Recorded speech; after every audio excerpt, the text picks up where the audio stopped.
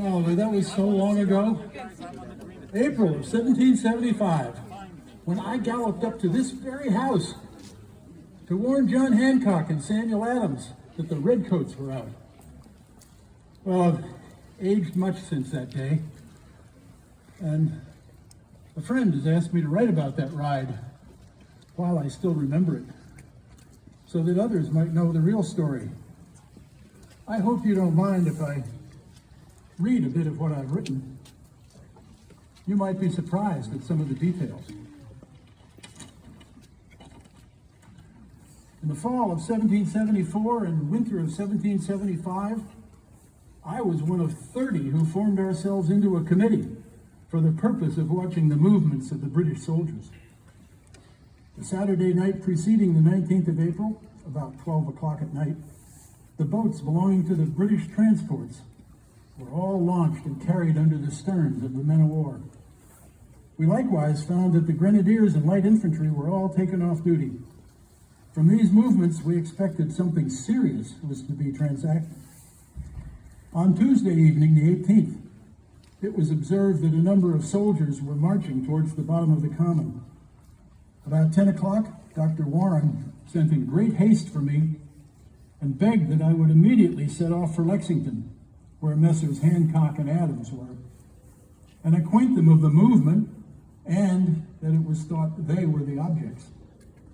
When I got to Dr. Warren's house, I found he had sent an express by land to Lexington, a Mr. William Dawes.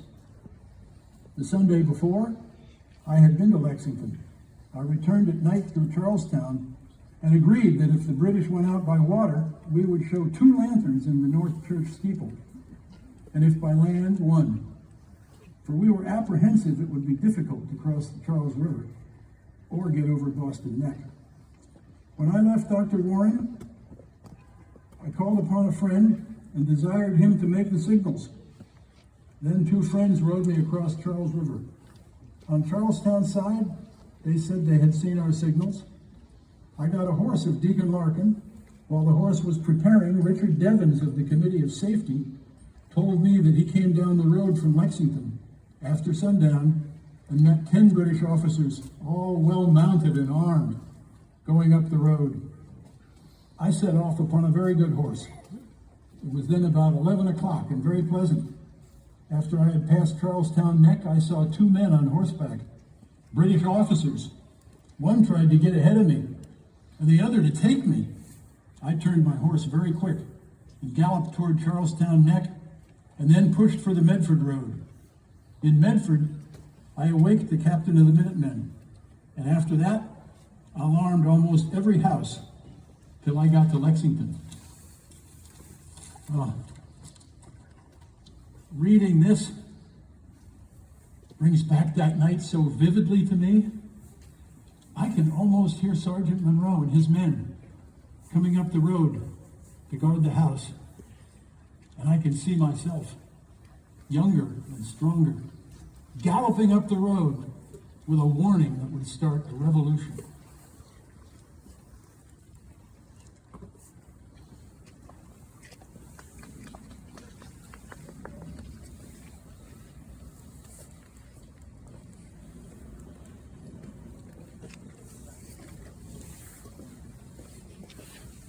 To the left wheel, march.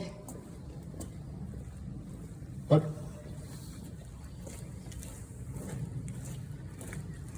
take care. Halt. To the right. Face. Gentlemen, you know your assigned post. Take up your duties.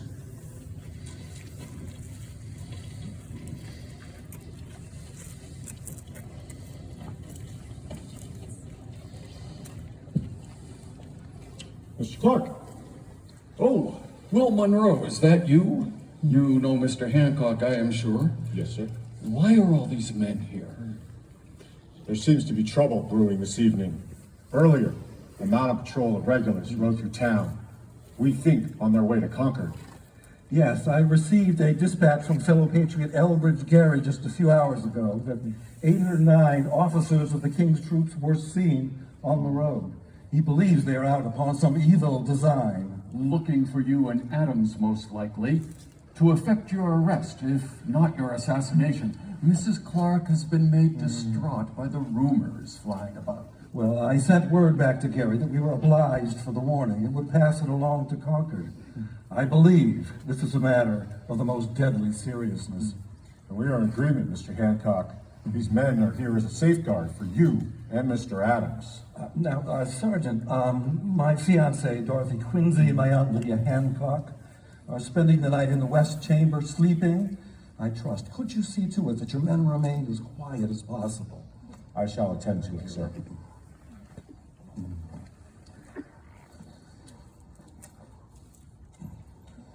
Is there further intelligence, John? My instincts and misgivings inform me that our friend, General Gage, is up to something. Seizing arms in Concord, arresting us, or perhaps something even more extreme. We seem to live these days in a constant turmoil of threats and alarms. Gage has 4,000 troops in Boston, and I believe he is under some pressure from London to use them. Strength he may have in numbers, but not in resolve and determination. Since they closed our seaport, our countrymen are turning out every week for drills, even our parsons and squires. But food and firewood are in short supply. The Royal Navy is buying up all the available mutton and wildfowl. And many of our homes are lacking in warmth, John. Of which I am well aware. Have you seen the condition of the palings in my picket fence lately? Hacked to pieces by those malicious regulars for firewood. And fish, our most abundant staple. Fish cannot be had in Boston at any price. If it were not for our friends to the south, we would be in the gravest of circumstances. Thank God for their help. A crisis is most certainly coming. And the only question is, what form it will take. Now, when Revere was here Sunday last, he spoke of unusual troop movements in Boston. That town is a tinderbox of rumor and suspicion. People all over the province are on edge. Gage is readying an expedition into the countryside. If we only knew where and when, we could use that information to our great advantage. Gentlemen, let us continue this conversation inside before retiring. Good night. Sleep well, gentlemen.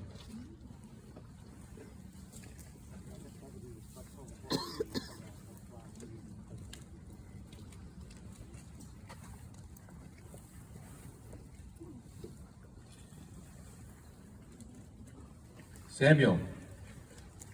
That's Samuel Adams. Likes to stir the pot. And he wants to be in charge. But we need someone like him to stand up to the governor's cronies. The situation in Boston has become alarming. Much too much turmoil. Samuel, do you think anything will happen tonight? I fear the pot is about to boil over. It is. Conditions are worsening, and every town is filled with distressed families who have fled Boston in terror. Trouble appears close at hand. Aye. There's a reason that John Hancock and Samuel Adams chose to stay here in Lexington rather than go back to Boston after the provincial congress in Concord adjourned. You know, Samuel, the Reverend Clark's wife is a first cousin to Mr. Hancock. Why do you suppose that patrol was prowling the countryside tonight? Sergeant Monroe, Enoch. further news on those regulars? None, Enoch. But I am concerned about their activities, and so is the captain. My wife and 3 young ones saw that patrol ride by our house around 7 o'clock, and the family is most fearful. I told my wife that if she heard any alarm muskets, she must take our young son and flee. I'm not sure just where she and the babe will go to seek shelter. Perhaps she'll make her way across the fields to the Bridge Farm. Men, shh. Keep your voices low, your discussions to a minimum. The family is to bed and trying to sleep. Stay alert.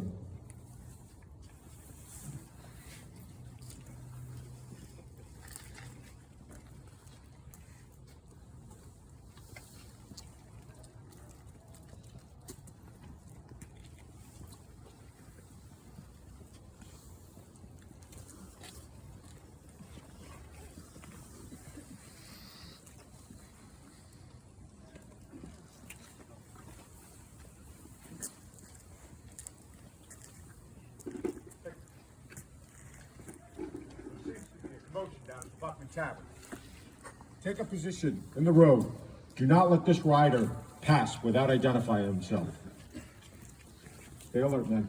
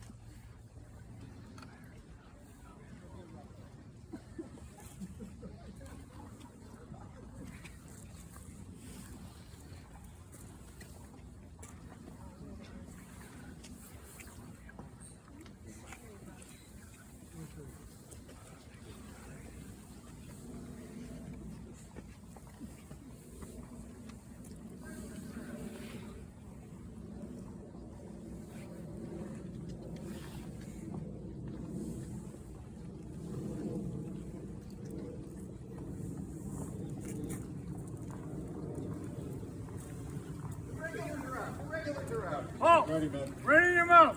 Who are you? What is your business? Revere! My name is Revere, and I have urgent news for Mr. Hancock and Mr. Adams. There's no time to lose. I must see them now. Cousin John, who goes there? Oh, Revere. I recognize you now, but you're making entirely too much noise. The family's to bed. Noise? You'll have noise enough before long. The regulars are coming out in force. I must awaken Mr. Hancock and Mr. Adams and warn them of the danger. Mr. Hancock, Mr. Adams, arise, arise, Mr. Hancock, arise, Mr. Hancock, Mr. Adams.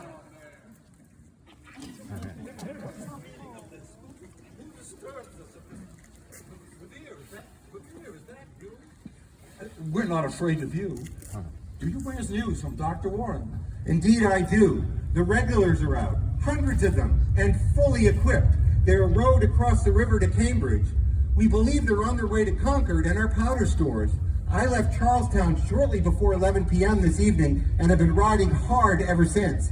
I've already alerted the Sons of Liberty in both Medford and Menominee, and Dr. Warren has dispatched William Dawes to Roxbury and Cambridge. He should be here any time now. What do you make of it, Samuel? We must respond. The eyes of the people will be upon us. The liberties of our country are worth defending against all hazards, and it is our duty to defend them against all attacks. What a glorious morning this may prove to be. Gentlemen, I beseech you, what is the occasion for this clamor? You have awakened my family, and Mrs. Clark is most dreadfully anxious. Sir, it is just as we feared. The regulars are marching out, apparently hundreds strong. Dr. Warren is concerned for our safety and has sent Revere to warn us. This news is most alarming, this news is. I shall be down presently. Sergeant Monroe, send word to Captain Parker to alarm the militia. Yes, Mr. Hancock. Nathaniel Wyman. Head down to the Common, find Captain Parker, and tell him he is wanted here immediately. Yes, sir.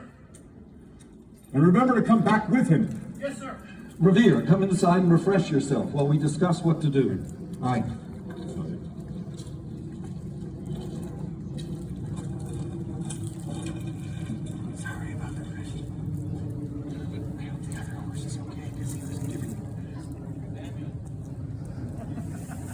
Did you hear what Paul Revere just said?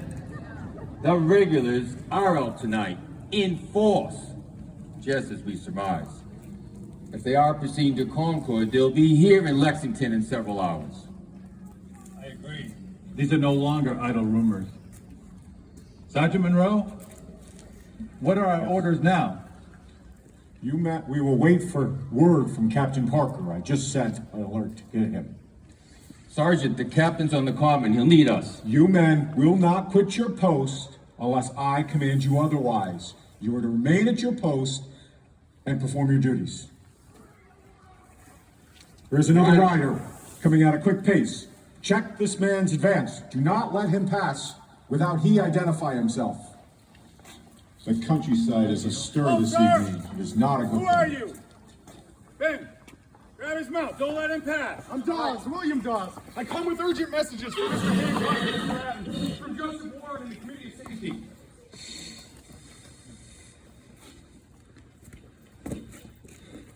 I left Roxbury well over an hour ago, but was delayed. Has Revere arrived yet? He just arrived. Yes, he's inside with Hancock and Adams. Go right in.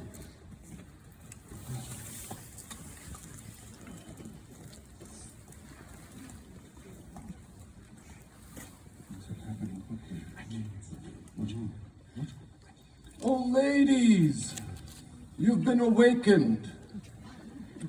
I don't mean to add to your anxiety, but the regulars are on the road tonight, and we must see to your safety.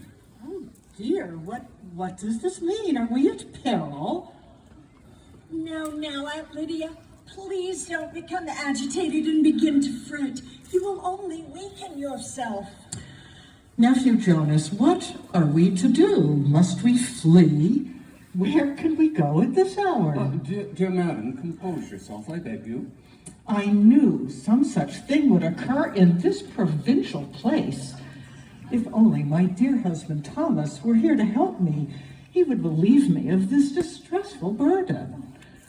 There, Aunt Lydia. John will know what to do. He and Mr. Adams are discussing the situation at this very moment.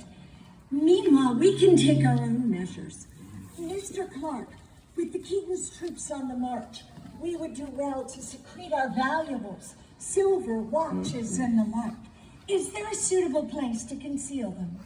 Oh dear, must we? My jewelry?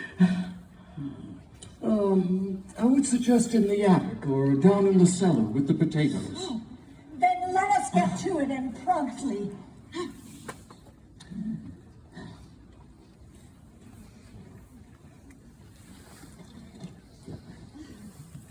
Things are happening so quickly.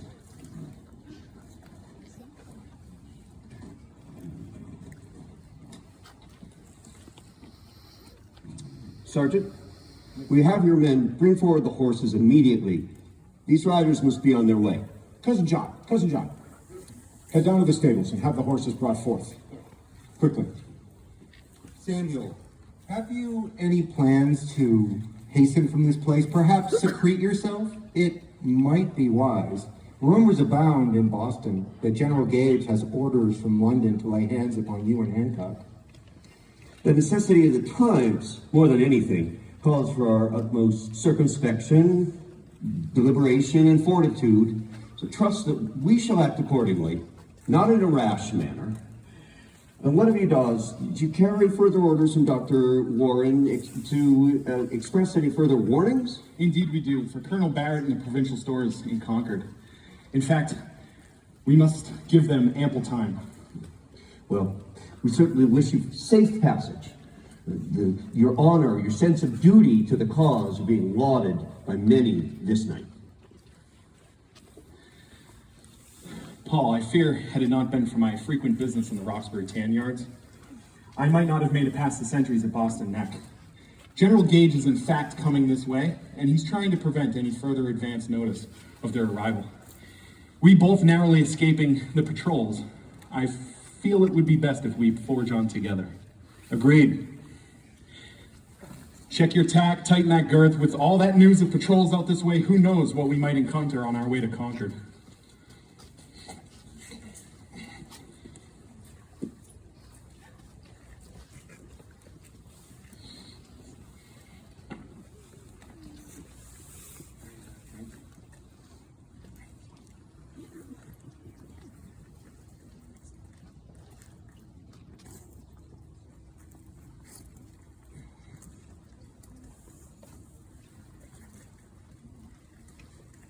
Let's ride. Let us be off. Throttles.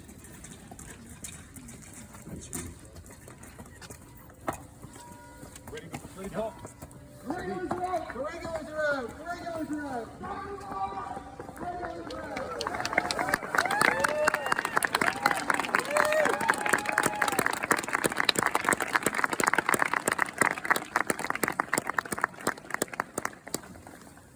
Is that the bell? Alarming the militia?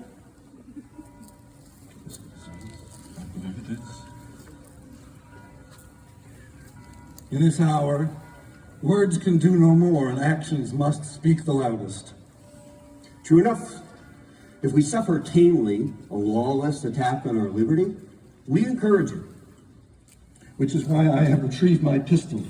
I intend to join the militia on the common and stand against these villains. Sean, your spirit is commendable, but prudence must prevail now. It's best that you both seek safety elsewhere now. When I think of the men of Lexington, many of them miserably armed, standing up to these noxious vermin, I cannot conceive of being anywhere else. The front line, that is where any true patriot must be. We cannot make events, John. Our business is to shape them best we can. Blood may well be spilled before the sun rises. Although it is very important that we do not be seen as provoking it. Of course, you desire to be in the thick of it, but you and I belong to the cabinet. If John Hancock, president of the provincial congress, is butchered on the common or delivered into the hands of the hangman, does nothing to serve the cause of liberty. Well, if I had my musket, I would never turn my back on these troops. Mr. Hancock, please, your life is in danger and so is our mutual happiness. I beg you, please, do not remain here, but hasten away while you are still able. I shall go to my father's house in Boston as soon as possible. Mistress Quincy, it is unthinkable. I shall not allow it. You will not return to Boston as long as there is a British bayonet left there. You, sir, are most high-handed. Recollect, Mr. Hancock, I am not as yet under your control. I shall go to my father's house tomorrow. I know that you are concerned for my safety, John, as we all are for yours. Oh, my dear Dolly, your anxiety is most touching, and your kind affection will sustain me wherever I am. And I see the wisdom in Samuel's words, although it pains me.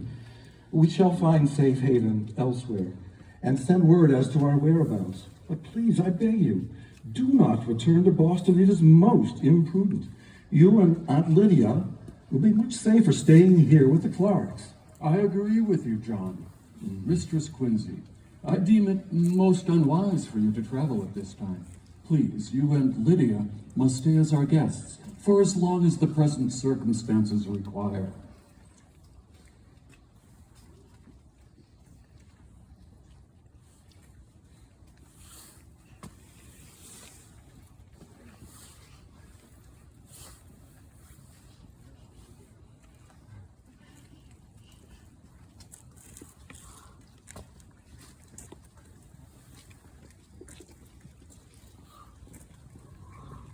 Someone else is approaching. Who is it? Oh, Captain Parker. Yes, sir. Right this way. Captain Parker,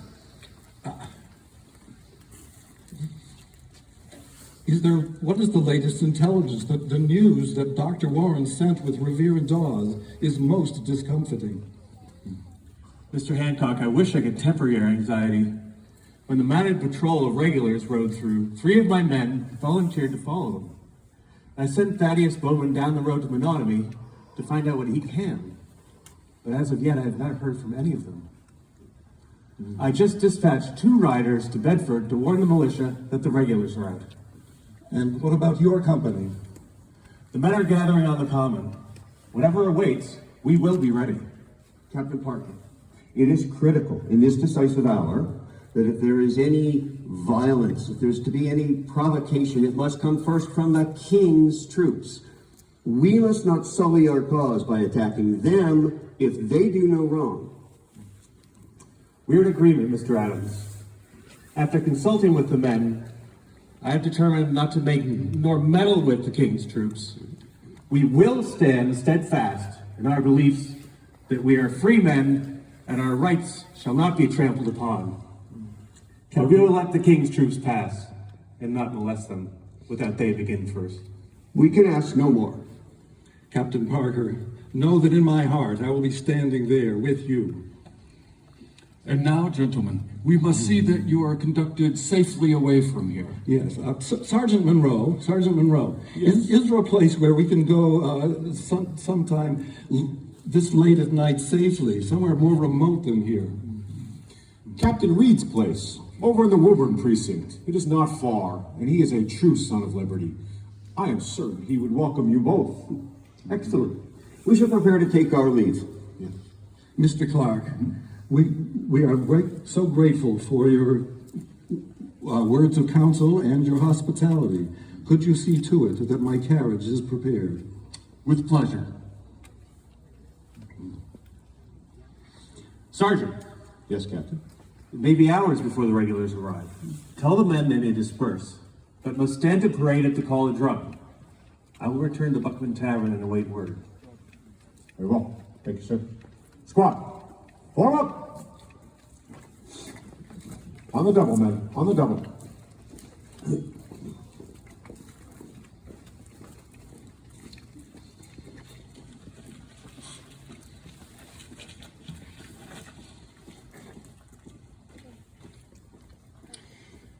Whatever happens in the morning, John, our fight is just beginning.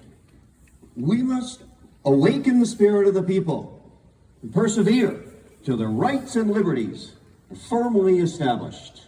Samuel, I have the utmost confidence that this noble struggle for liberty will conclude gloriously for America. To the right. Face. To the front. March. To the right, wheel. March. Right.